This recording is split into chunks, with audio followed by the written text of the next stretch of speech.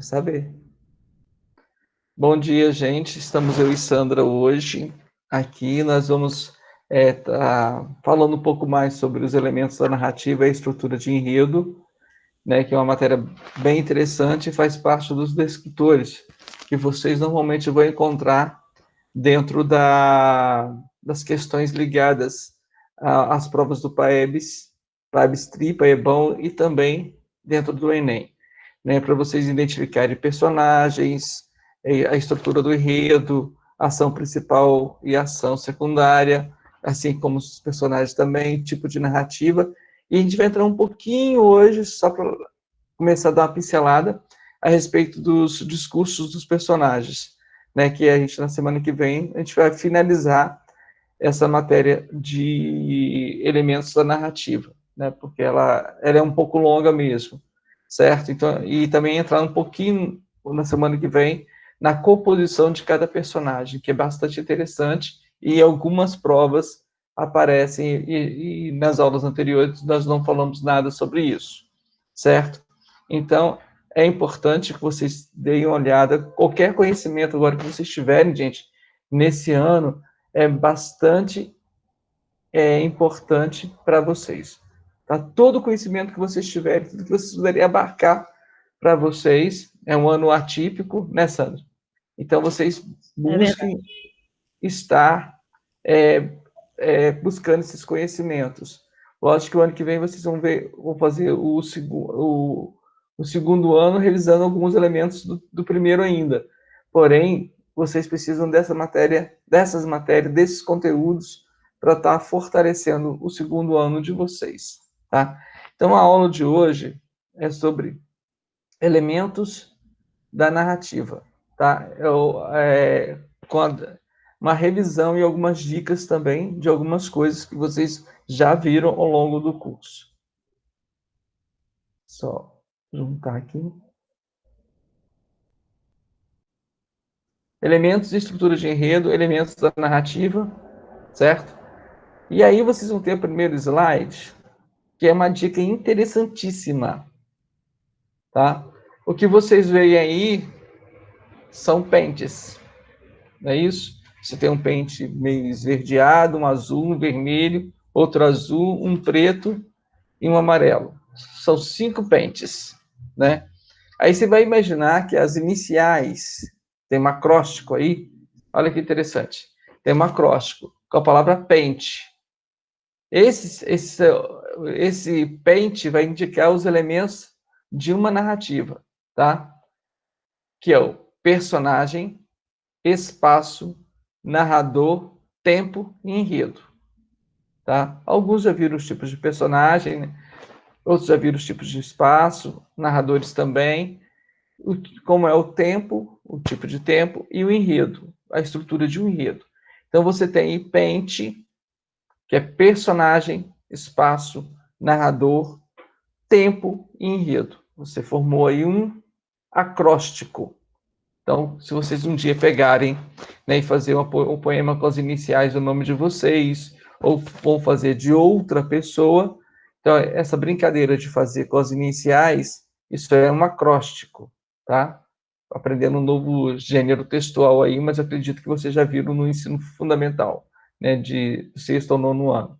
Então, personagem, espaço, narrador, tempo e enredo. Pente. Então, você tem esses os elementos de uma narrativa, tá?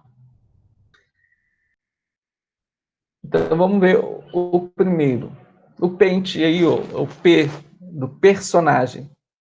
Qualquer ser que pratica ações em uma história, podendo ser não apenas humano, como também animais, seres fantásticos, ou também algum fenômeno da natureza, tá? Em algumas obras, até mesmo no Barroco, que vocês vão estudar comigo com a Sandra esse ano, tá? Vocês vão ver que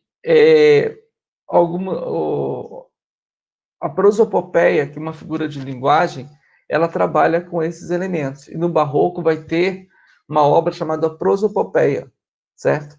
Se você pegar também algumas obras do Jorge Amado, lá no modernismo, vocês vão ver também que a floresta, a mata de Cerqueiro Grande, é um elemento que não é humano, nenhum animal, nenhum ser fantástico, é uma mata, e ele é considerado também um personagem, certo?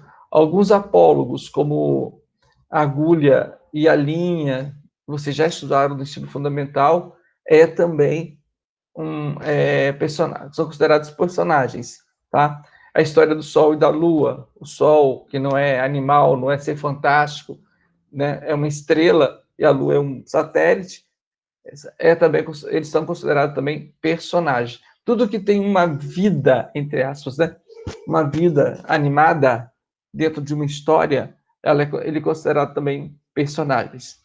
Então, como você já conhece de filmes, peças de teatro, de histórias, os personagens são divididos em 3 categorias: principal ou protagonista, aquele que aparece na maioria dos capítulos da história e desempenha o papel mais importante. Exemplo, o Harry Potter, no livro Harry Potter e a Pedra Filosofal. Alguns já assistiram aos filmes, outros já leram, né? Alguém já leu Harry Potter aí, gente? Olha para mim, Sandro, se alguém responde aí. Quem já leu Harry Potter? Ou assistiu? Eu já Caio. li 5 livros do Harry Potter. Quem está falando é o Thales? Uhum. Então, o Thales conhece boa parte da estrutura. Então, você tem o personagem principal, que é o Harry Potter, certo? Sim. E aí, o antagonista dele, como é que pronuncia esse nome aí? Voldemort. Como? Voldemort.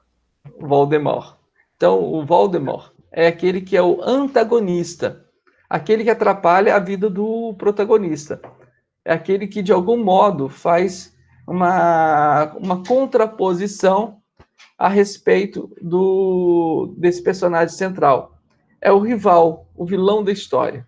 Então, o Voldemort, do livro Harry Potter e a Pedra Filosofal e dos filmes também, ele é o grande vilão da história. Mas, em algumas obras, como nós já vimos, ele não precisa ser necessariamente um ser humano, tá? um animal. Ele pode ser também um fenômeno da natureza, né? Como a seca, uma tempestade, um maremoto, um terremoto, um tsunami, né? Isso tudo pode formar esse antagonismo. Então, o antagonista é aquele que se opõe ao protagonista, tá? O protagonista é o principal, é o herói, e o antagonista é o vilão, tá? E tem uma coisa também que vocês vão estudar muito no segundo ano, vocês vão ver comigo ou com a Sandra, é aqui a questão por que o vilão, ou por que o herói morre? É que ele tem uma missão a ser cumprida. Então, às vezes, né, ele é necessário que ele morra para conquistar ou fazer algum fato, ter alguma ação heróica. Então, por isso que alguns heróis nas histórias, eles têm que morrer.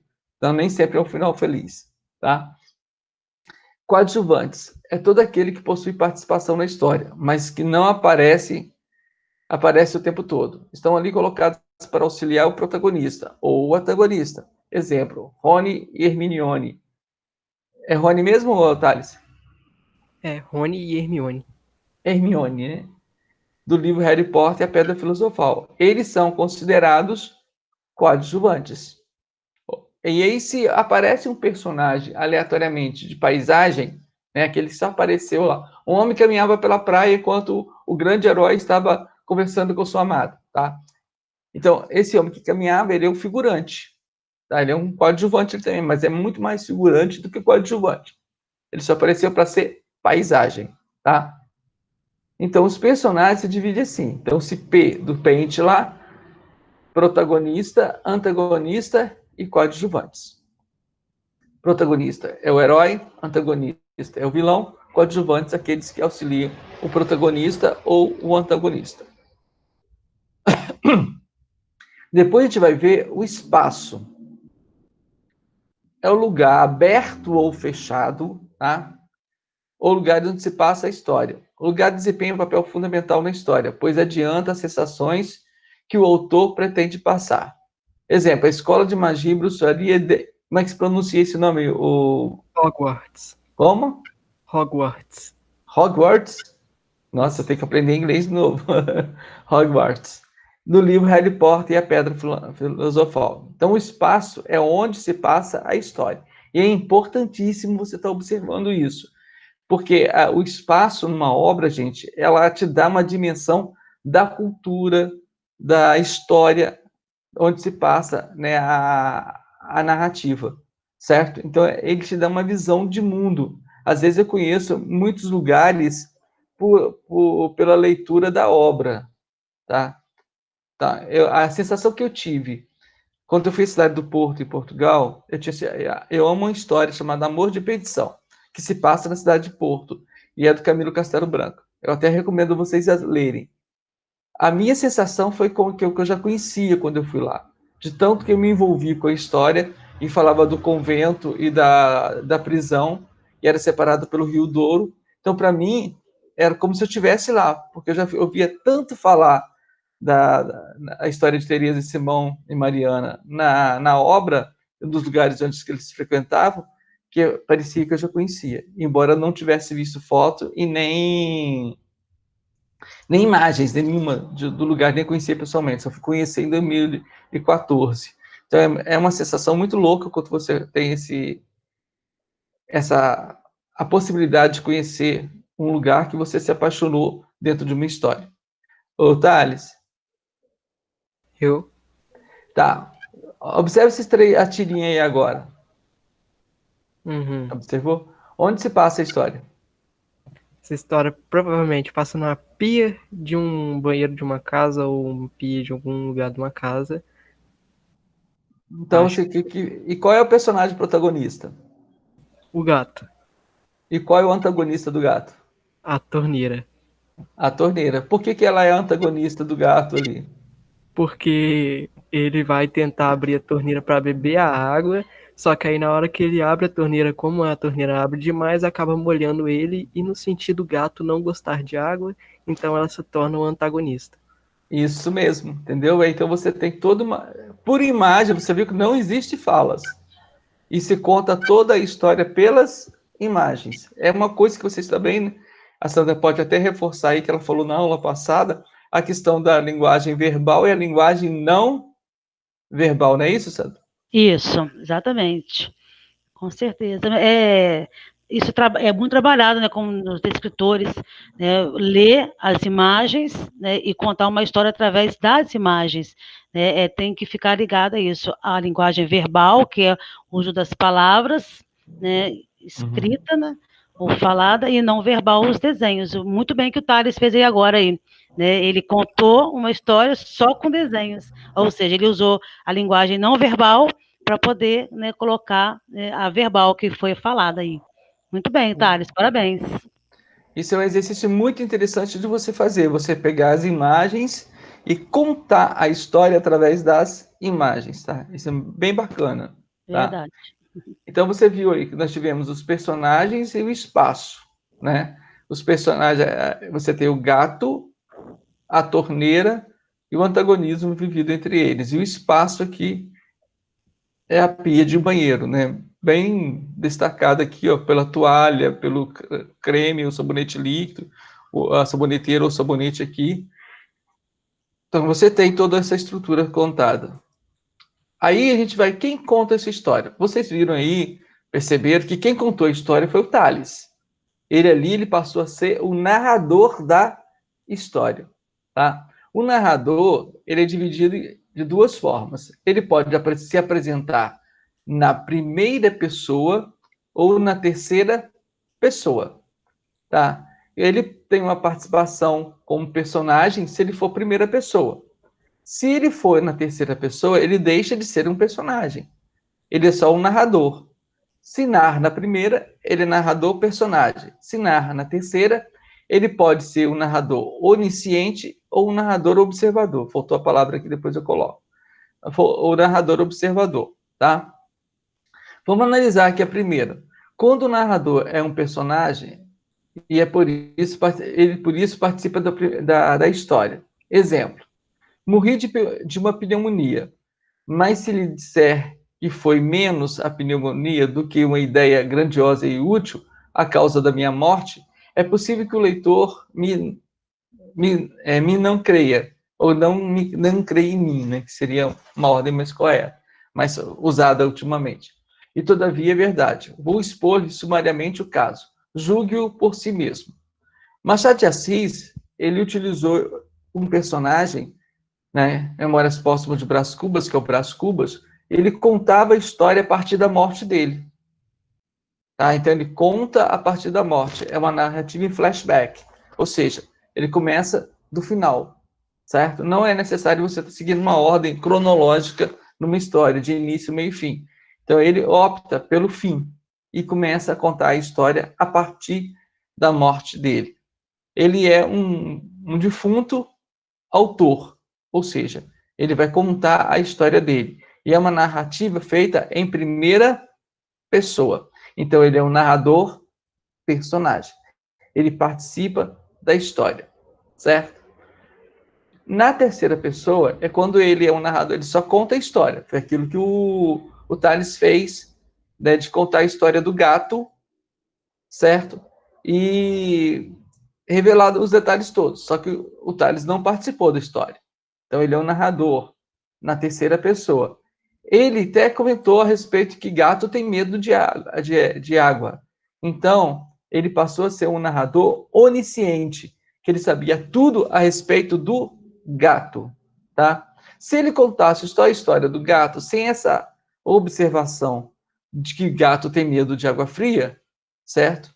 Ele seria um narrador observador, que eu não coloquei aqui, depois eu coloco. Tá?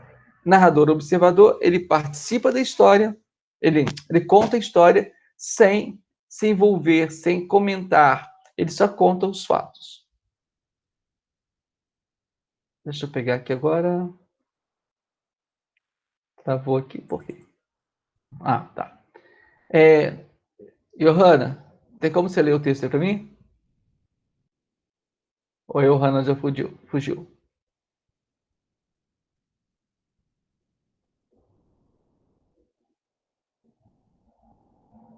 Tá, você lê então para mim?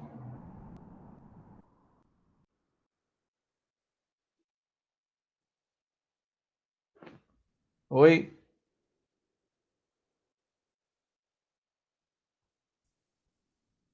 Sandra? Oi, pedi algum Tá. aluno meu? Pode pedir um dos meninos aí. Ellen, pode ler, por favor? Posso. Ok. Um caso de poesia. Paulo tinha fama de mentiroso. Um dia chegou em casa dizendo que vira num campo 2 dragões da Independência cuspindo fogo e lendo fotonovelas. A mãe botou de castigo, mas na semana seguinte ele veio contando que caíra no pátio da escola um pedaço de lua, todo cheio de buraquinhos, feito queijo, e ele provou e tinha gosto de queijo. Dessa vez, Paulo não só ficou sem sobremesa, como foi proibido de jogar futebol durante 15 dias. Quando o menino voltou falando que todas as borboletas da terra passaram pela chácara de Cia Eupídia, que queriam formar um tapete voador para transportá-lo ao sétimo céu, a mãe decidiu levá-lo ao médico. Após o exame, o doutor Epaminondas abanou a cabeça. Nada a fazer, Dona Coló. Este menino é mesmo um caso de poesia. Aí é uma história, né, uma crônica do Carlos Drummond de Andrade, tá, gente? Então você vai ver, né, todos os elementos de uma narrativa. E você vai observar que esse texto é narrado na terceira pessoa. Paulo tinha fama de mentiroso. Então, o Carlos Drummond de Andrade, ele está contando a história do Paulo. E ele não participa da história. Ele não é personagem da história. Aí está narrado na terceira pessoa. É um narrador onisciente ou um narrador observador. Tá? Mas se vocês perceberem, tá? Ele vai comentando, vai entrando na ideia dos personagens. Ele vai ele conhece tudo a respeito dos personagens. Então, se ele conhece tudo, né, normalmente é feito, isso é observado nas narrativas de terceira pessoa, ele passa a ser um narrador onisciente. Quer ver, ó? Mas no dia seguinte, ele veio contando que caíram no pátio, todos os buraquinhos feitos, né? Aí ele comenta, não só ficou sem sobremesa, como foi proibido jogar futebol durante 15 dias. Tá? E aí ele vai apresentando toda a estrutura dos personagens, embora um texto muito curto, certo? Nesse caso, a narrativa, por ser da terceira pessoa, e ele conhecer detalhes do que aconteceu, certo? E aí ele é considerado uma narrativa onisciente, quando o autor conhece, o narrador conhece tudo a respeito dos personagens, né? Então ele faz essa junção. Então é muito importante vocês observarem, ver onde tem comentários, onde tem uma exposição a mais do narrador sobre os personagens, que aí você tem a dimensão se ele é onisciente ou não. Aqui ele vai trazendo alguns elementos muito a respeito do menino, tudo aquilo que o menino visualizava, comentava e colocava, apresentava para a mãe, certo? Isso aí você tem, então, a questão da narrativa em terceira pessoa onisciente. O caso do Drummond não é personagem, tá? Se eu perguntar agora aí no grupo, a Sandra olha no chat, quem é o antagonista nessa história aqui? O protagonista é o Paulo, mas quem faz oposição? Quem é o vilão? Quem é o antagonista nessa obra que está aqui, nesse texto? Se a ele quiser responder também. Seria a mãe do menino? Isso, muito bem. É a mãe do menino, tá? Que o menino, ela não tinha dimensão que o menino tinha uma imaginação fértil. Então, para ela, é uma doença. Então, você tem o Paulo, que é o protagonista, a mãe, que é a antagonista, tá aqui a mãe, tá? Assim, a Eupídia, que é um coadjuvante, que é quase um figurante, para mim é muito mais o figurante do que um coadjuvante, certo? E o Dr. Epaminondas, que é um coadjuvante. Então, você tem aí a estrutura dos personagens apresentados. E aí você vê também que aparece diversos outros espaços. Ele chegou em casa, ele passou ele viu no campo 2 dragões, né? Aí ele cita o pátio da escola, depois ele fala da chácara da Cia Eupídia, e no final ele vai parar onde? No consultório, né? Ele cita, mas aí você tem primeiro em casa, que é um espaço, e depois ele tem a questão do consultório, que é o segundo espaço, mesmo concreto, embora ele se faça a citação de outros espaços dentro da narrativa, tá? Então, vocês viram aí que você, dentro de um texto curto, você é capaz já de identificar essa estrutura, esses personagens e classificá-los. Existe uma outra classificação, que você precisa primeiro entender essa classificação que está aí, para depois entender que existem os personagens planos e esféricos, né, que a gente vai, na próxima aula, tá pegando também. E aqui, a primeira noção de discurso. Discurso é quando os personagens têm uma fala. Nesse caso aí, na próxima aula, eu e a Sandra, a gente vai estar falando mais concretamente, tá? É um discurso direto. O doutor Epaminondas abanou a cabeça e disse, nada a fazer, dona Coló. Este menino é um caso de poesia. Aqui, você tem um discurso direto. É uma fala do personagem de uma forma clara e objetiva, sem o autor interferir, sem o narrador fazer qualquer interferência. Nesse caso, é um discurso direto. Se o doutor Epaminondas tivesse falado assim, ó, na fala dele, né? Após o exame, o doutor Epaminondas disse que o menino era um caso de poesia, não tinha nada a fazer. Ele disse isso para a dona Coló. Aí eu passei um discurso direto por discurso indireto. E vocês vão precisar disso muito dentro das provas do PAEBS e PAEBão, nessa transposição do discurso direto para o indireto ou do indireto para o direto. Nesse caso aqui, é um discurso direto. Aí chega no tempo. Observe aqui, ó. Um dia. Tá? Na semana seguinte. Depois ela resolveu levá-lo ao doutor Epaminondas. Tá? Então, quando eu tenho um dia, na semana seguinte, esse tempo aqui é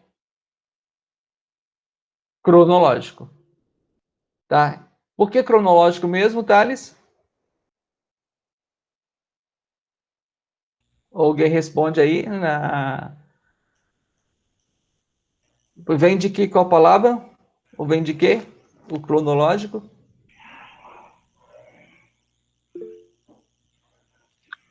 A Maísa escreveu no chat que é relógio. Tá, mas por que o relógio? Cronológico tem a ver com o relógio mesmo. Agora, de qual deus mitológico vem a palavra cronológico? O Arthur colocou Cronos. Isso, exatamente. Cronológico é o tempo medido em relógio. É tudo aquilo que você tem uma dimensão do tempo que se marca pelo relógio, pelo calendário, pelas sequências lógica. Então, vem da palavra Cronos. Cronos é o deus do tempo na mitologia grega. Acho que é grega mesmo. E aí você tem o cronológico lá, ó, Cronos. Por isso que a crônica também tem a ver com Cronos. Quando a ordem do tempo segue a ordem do relógio, é marcado por algumas palavras como ontem, semanas depois, ao meio-dia, tudo que te dá na primavera, tá? Tudo que dá a ideia de tempo é cronológico. Já o psicológico, psique é alma, é o pensamento. Então, é o tempo que ocorre quando os personagens se encontram sonhando, imaginando, relembrando ou pensando. Trata-se do tempo interior que ocorre dentro dos personagens. Se eu tivesse pegado só o pensamento lá do Paulo, tá? Quando ele imagina os dragões de independência, quando ele imagina o pedaço da lua caindo, tá?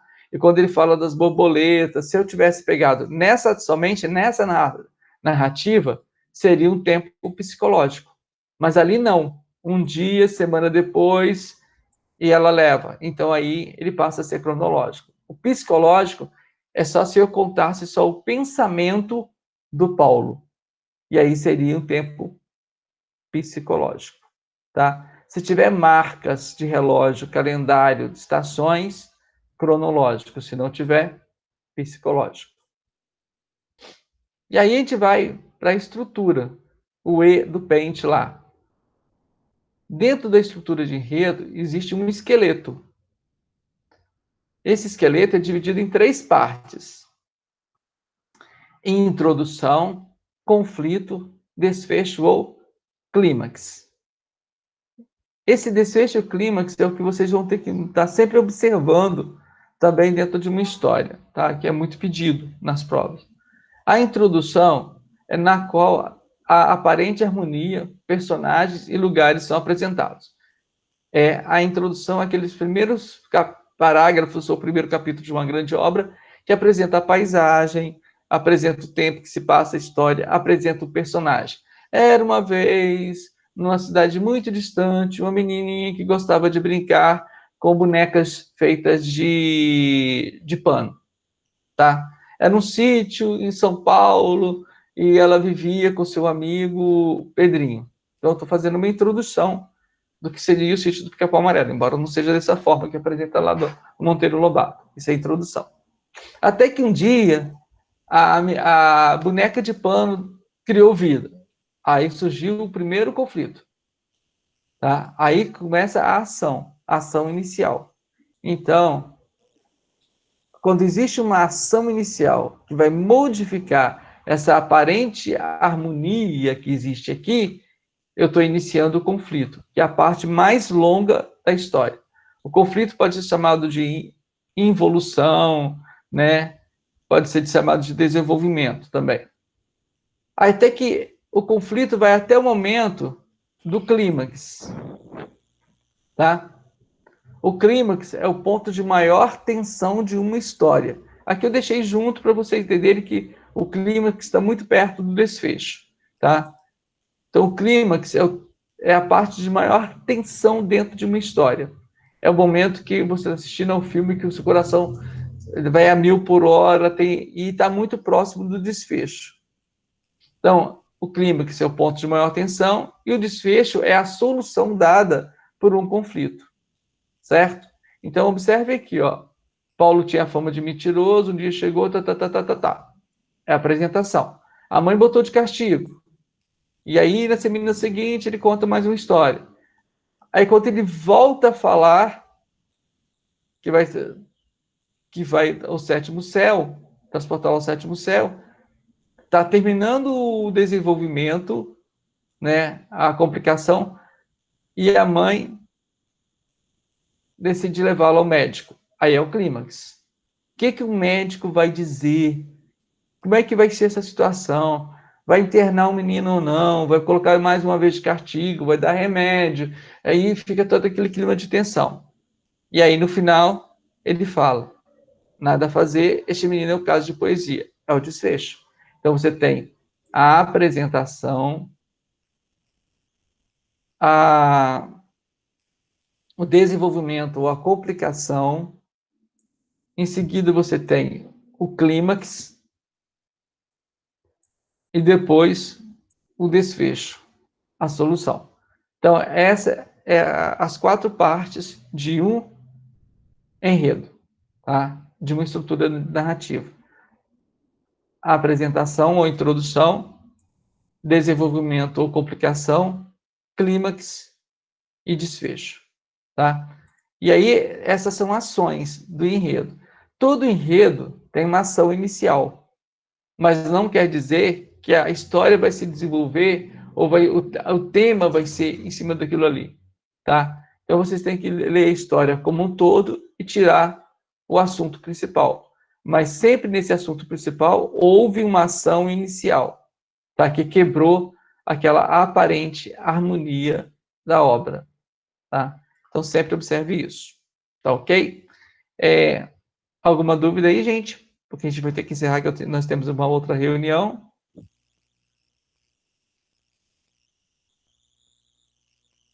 Porque o exercício de hoje lá no Google Formulário de vocês é em cima disso aí, de desses 4 elementos.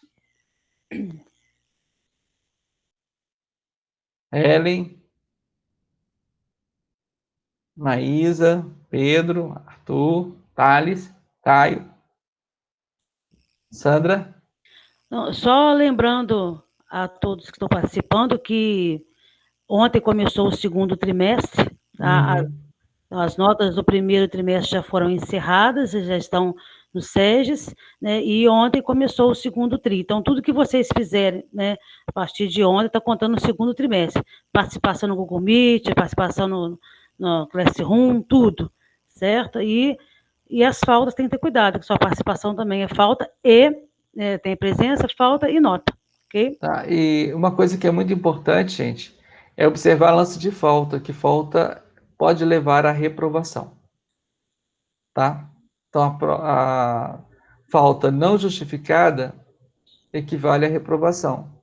Então, é muito importante que vocês chamem a galera, quem é líder, chamem os meninos e falem da importância de estar participando, que as faltas podem levar à reprovação, tá? Se não forem justificadas. Isso aí. Tá Okay? bom? Qualquer dúvida pode chamar, né, no privado, no grupo, né, quem já olhou a atividade foi postada, né, se tiver alguma dúvida pode, né, entrar em contato com a gente. Estamos à disposição de vocês. E agradecer também a participação de todos os primeiros anos, né, é muito bom estar com você nesse momento, né, para poder a gente, né, partilhar um pouco do conhecimento, né, e sempre, né, estejam à disposição. E, como eu sempre falo, não existe vitória sem luta, né? Então, não está fácil para ninguém, mas a gente vai vencer. Exatamente. Deus Né? quiser. E agradecer a participação de vocês, Falar que é muito importante que vocês participem dessas aulas, é o momento que a gente está presente e todo conhecimento para vocês agora é importantíssimo. Então, participem bem, né, chamem mais pessoas para estarem nessas aulas, falem da importância de estar, porque nenhum conhecimento ele é inútil, certo? Todo conhecimento ele tem um objetivo, um dia vocês vão precisar desses conhecimentos. É Então, verdade. a gente conta com vocês para poder dar essa força. A gente não vai se alongar, mesmo porque a gente tem uma reunião agora às 9h30, tá ok? Tá, eles podem encerrar a gravação e brigadão aí, tá?